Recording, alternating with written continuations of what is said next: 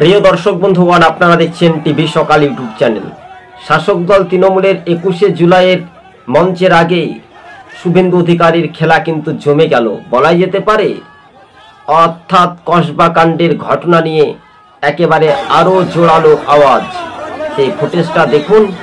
হাজার হাজার বিজেপি সমর্থকদের সঙ্গে নিয়ে মহামিছিল প্রতিবাদে সামিল হলেন। ফুটেজ দেখুন শুভেন্দু অধিকারী।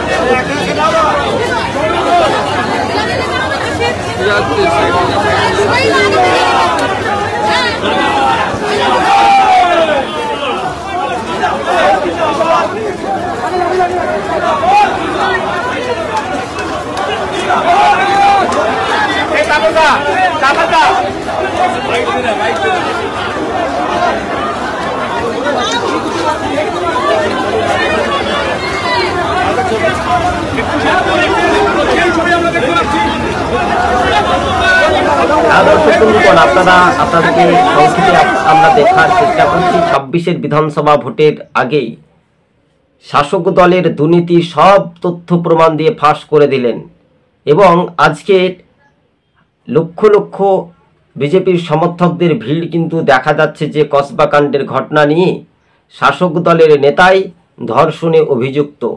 তার বিরুদ্ধে অনেকটাই মামলা ছিল আগে থেকেই, কিন্তু এবার রাজনৈতিক যে সমীকরণ সেটাই নিয়ে একেবারে উত্তপ্ত হয়।